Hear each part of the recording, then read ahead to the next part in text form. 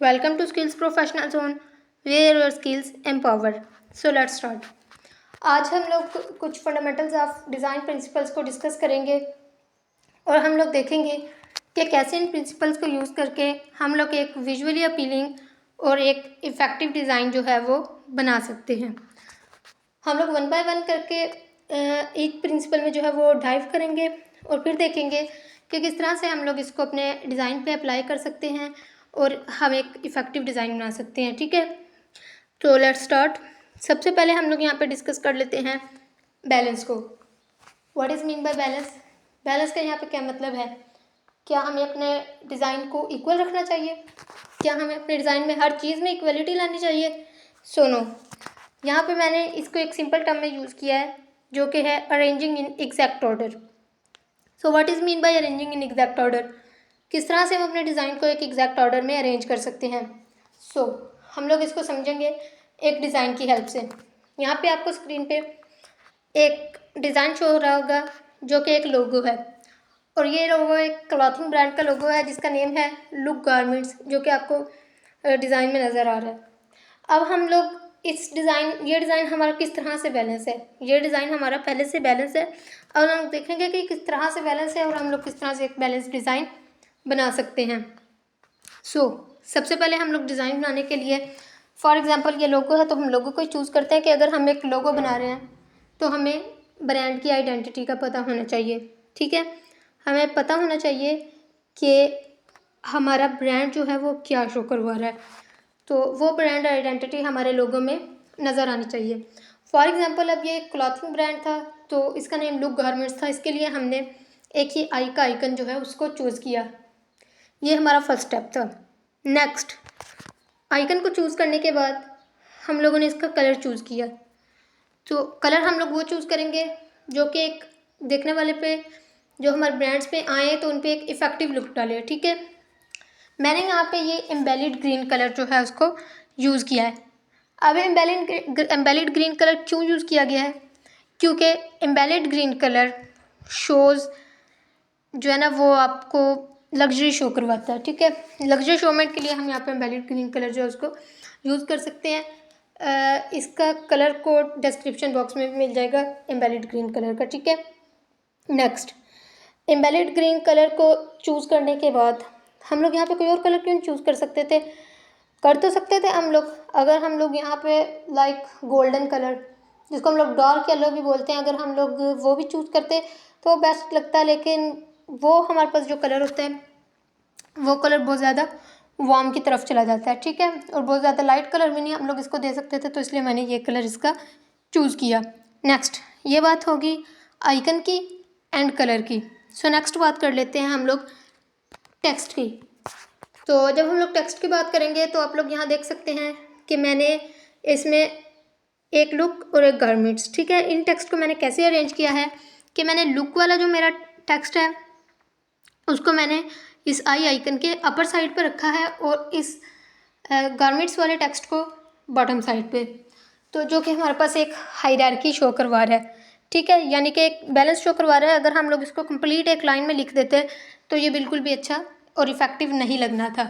ठीक हो गया, तो ये हमारे पास बात होगी डिज़ाइन आइकन चूज़ करने की, ब्रांड आइडेंटिटी की, कलर की और टेक्स्ट की, टेक्स्ट हायरार्की यानी कि पोजीशन, यानी इसकी पोजीशन की। अब हम लोग बात कर लेते हैं यहाँ पे हमारे पास फ़ॉन्ट की। तो अब आप फ़ॉन्ट यहाँ पे हमने सिंपल एक सेरिफ फ़ॉन्ट जो है उसको यूज़ किया है। लाइक अगर अब आपको जैसे ये फ़ॉन्ट नीचे लिखा नज़र आ रहा है स्किल्स प्रोफेशनल जोन, जो कि इस डिज़ाइनिंग जो एक आपके लिए पोस्टर बनाया गया उसके नीचे लिखा है, तो ये फ़ॉन्ट अगर हम इसके लिए यूज़ करते तो एज अ डिज़ाइनर हम लोग खुद समझ सकते हैं कि ये बिल्कुल भी अच्छा नहीं लगना था, बिल्कुल भी इफ़ेक्टिव नहीं लगना था। ये बात हो गई चारों चीज़ों की, और यही हमारे पास बेसिकली बैलेंस है कि हम लोग इस तरह से अरेंज कर सकते हैं अपने डिज़ाइन को। होप सो कि अब आपको बैलेंस की समझ आ गई होगी। आप लोग अपने डिज़ाइन में भी इसी तरह से बैलेंस को जो है वो अपने डिज़ाइन के कलर्स, उसकी सिमेट्री को देखते हुए टेक्स्ट वगैरह को जो है वो सेट कर सकते हैं। Let's dive into another. Next हमारे पास आती है proportion. What is mean bye proportion? Proportion तो हम लोग जो है वो अपनी बुक्स में भी पढ़ते आते हैं कि प्रोपोर्शन का मीन हम लोग यहाँ पे ले लेते हैं ऑपोजिट। अब ऑपोजिट क्या, कैसे डिज़ाइन में हम लोग ऑपोजिट कर सकते हैं, तो मैंने यहाँ पे लिखा है कि ऑपोजिट बट अट्रैक्टिव। आपका डिज़ाइन ऑपोजिट आपने प्रोपोर्शन बनाना है बट वो अट्रैक्टिव होना चाहिए। कैसे, हम लोग इसको डिस्कस करते हैं। सबसे पहले हमारे पास, हम इसको ऐसे मैनेज करेंगे कि अगर हमारे पास हम लोग चूज़ करते हैं एक डार्क बैकग्राउंड, ठीक है, हम लोग एक डार्क बैकग्राउंड चूज़ करते हैं तो उस पर हमें टेक्स्ट किस कलर का मिलना चाहिए, उस पर हमें टेक्स्ट मिलना चाहिए लाइट कलर का, ठीक है। अब लाइट कलर कैसे, लाइट कलर हम लोग कैसे कर सकते हैं, ब्लैक पे वाइट बहुत कॉमन है, बहुत कॉमन है, हम लोग अक्सर ब्लैक पे वाइट कलर ही यूज़ करते हैं। बट ब्लैक पे वाइट तो यूज़ कर लिया, अब अगर हमारे पास कोई बैकग्राउंड है येलो कलर में, तो फिर हम उस पर कौन सा कलर चूज़ करेंगे, क्या फिर भी हम उस पर लाइट कलर ही चूज़ करेंगे, येलो कलर। येलो एक ऐसा कलर है हमारे पास जो ना ही लाइट में आता है और ना ही डार्क में आता है, दरमियान का कलर है। तो येलो कलर में हम लोग कैसे चूज़ करेंगे, येलो कलर के लिए हम लोग उस पर मोस्टली ब्राउन कलर का यूज़ करेंगे, हम लोग मोस्टली उस पर डार्क ग्रे कलर का यूज़ करेंगे, ठीक है।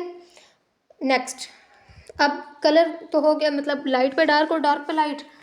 अब कलर के बाद हम लोग बात करते हैं इसके टेक्स्ट की, अरेंजिंग की, टेक्स्ट अरेंजिंग की। हम लोग कोई पोस्टर बना रहे हैं, अभी आप लोगों को यहाँ पे स्क्रीन पे भी एक पोस्टर जो है वो शो होगा, ठीक है। अब इस पोस्टर में आप लोग देख सकते हैं कि मैंने किस तरह से मैनेज किया है। हमने अपने मेन जो टेक्स्ट होता है, मेन हेडिंग, उसको हमने रखना होता है थोड़ा बड़े फॉन्ट का और बोल्ड, ठीक है। हमने बड़ा फॉन्ट रख लिया, बड़ा साइज़ रख लिया, सॉरी फॉन्ट नहीं, साइज़ बड़ा रख लिया और बोल्ड कर लिया। उसके बाद जो हमारे पास सब हेडिंग आती है वो हमारी हेडिंग से, मेन हेडिंग से थोड़ी सी कम होनी चाहिए, एंड बॉडी टेक्स्ट उससे कम होना चाहिए, ठीक है। ये हमारे पास बात होगी प्रोपोर्शन की, कि हम लोग को अपने टेक्स्ट को इस तरह से सेट करना चाहिए। नेक्स्ट, अगर आप लोगों का कोई सोशल मीडिया अकाउंट है और आप लोग उसके लिए पोस्ट बना रहे हैं तो आप लोग उसमें कैसे सेट कर सकते हैं। हम लोगों ने अक्सर पोस्ट देखी होंगी कि हम लोग बहुत सी जो पोस्ट बनाते हैं उसमें हम अपने बैकग्राउंड कलर से मैच करता हुआ कलर जो है ना, वो हम अपनी एक जो नीचे हम लोग ओवरले रखते हैं उसका रखते हैं। हम लोग बहुत ज़्यादा रॉन्ग करते हैं। हम लोग को कभी भी ओवरले का कलर बैकग्राउंड कलर से मैच करके नहीं रखना चाहिए, बल्कि एक अलग से अट्रैक्टिव कलर उसको दें और उसके ऊपर एक अट्रैक्टिव से कलर का टेक्स्ट जो है वो हम लोग लिखें। ये बात होगी हमारे पास प्रपोर्शन की। तो प्रपोर्शन अब हमने लिख लिया।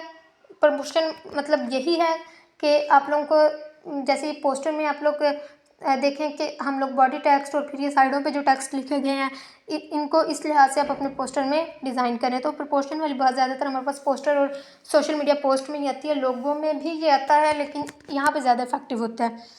नेक्स्ट हम लोग बात करेंगे emphasis. What is mean bye emphasis. तो यहाँ पे देखें कि मैंने इसको पॉइंट आउट किया है as a attraction to main purpose.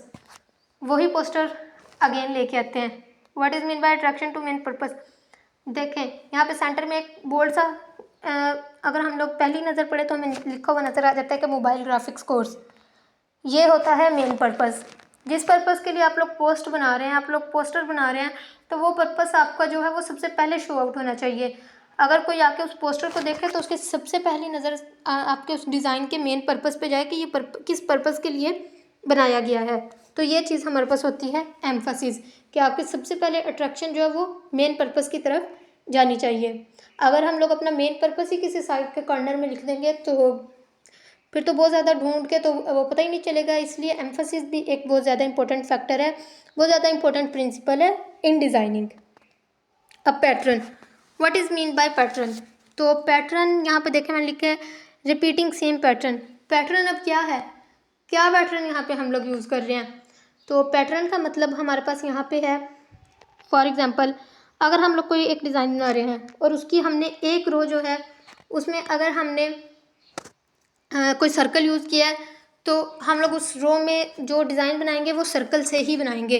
Next में हम चेंज कर लेंगे, ठीक है। मतलब कि एक पैटर्न को हम लोग टू डिफरेंट साइड्स पे जो है वो यूज़ करेंगे। फॉर एग्जांपल वही हम मोबाइल ग्राफिक्स वाला पोस्टर अगेन लेके आते हैं तो आप लोग देखेंगे यहाँ पे हमने ये जो मोबाइल ग्राफिक्स कोर्स और ये क्लास डेट वाला जो है ये हमने दोनों सर्कल यहाँ पे यूज़ किए हैं जो कि बहुत ज़्यादा अट्रैक्टिव लग रहे हैं। तो नेक्स्ट हमारे पास आती है movement. What is movement. Using direction tools. अगर आप लोग कोई ऐसा पोस्टर बना रहे हैं जिसमें कि आपको किसी चीज़ की तरफ तवज्जो दिलवानी है तो वहाँ पे आप डायरेक्शन टूल्स को यूज़ करेंगे। वहाँ पे आपको लिए मस्ट है कि आप कोई एरो यूज़ करेंगे, कोई भी एनी शेप जो है, कोई लाइन वगैरह मस्ट यूज़ करेंगे जो कि हमारे उस डिज़ाइन की तरफ तवज्जो दिलवाए। फॉर एग्जांपल अक्सर हम सोशल मीडिया पोस्ट बनाते हैं तो उसके लिए ये बहुत ज़्यादा इम्पोर्टेंट हो जाता है। नेक्स्ट हमारे पास आती है यूनिटी। तो what is it mean by unity? Unity को मैंने यहाँ पे शो किया है मैनेजिंग होल डिज़ाइन, के होल डिज़ाइन को मैनेज करना, कैसे मैनेज करना। फॉर एग्जांपल इसमें आ जाता है साइज़, शेप, कलर, फॉर्म, जो कुछ भी आपने यूज़ किया है उनको मैनेज करना। यानी कि उनको मतलब ऐसे ना हो कि अगर आपने कोई पोस्टर बनाया, कोई डिज़ाइन बनाया, कोई लोगो बनाया तो आपने आपकी शेप कहीं हो, आपका टेक्सचर जो है वो कुछ और ही शो करवा रहा हो, हम टेक्स्ट कहीं लिख दें, ठीक है। जैसे कि हमने एक लोगो देखा था, उसी लोगो और उसी पोस्टर के अकॉर्डिंग वो सब चीज़ें आपकी मैनेज होनी चाहिए, जो कि एक अट्रैक्टिव सी और एक इकट्ठे जो चीज़ होती है ना उस तरह की लुक दें। तो ये चीज़ हमारे पास होती है यूनिटी। यूनिटी यानी कि हमारा पूरा डिज़ाइन जो है वो एक मैनेज होना चाहिए। इस तरह नहीं होना चाहिए कि कोई हमारा पहले आने वाला जो हमारी इंपॉर्टेंट चीज़ है वो बाद में आ रही हो और जो हमारी लेस इंपॉर्टेंट है वो पहले आ रही हो, और कलर्स हम लोग कुछ ऐसे यूज़ कर लें। तो ये चीज़ नहीं होनी चाहिए। हमारा पूरा डिज़ाइन जो है वो मैनेज होना चाहिए, उसकी शेप्स, उसकी फॉर्म, कलर और टेक्स्ट वगैरह। तो ये चीज़ हमारे पास यूनिटी होती है। होप सो कि आपको इन प्रिंसिपल्स की जो है वो अब अच्छे तरह से समझ आ गई होगी। So apply this principles to your design and show your work, learn, inspire and create with skills professional zone. Thanks for watching, until next time.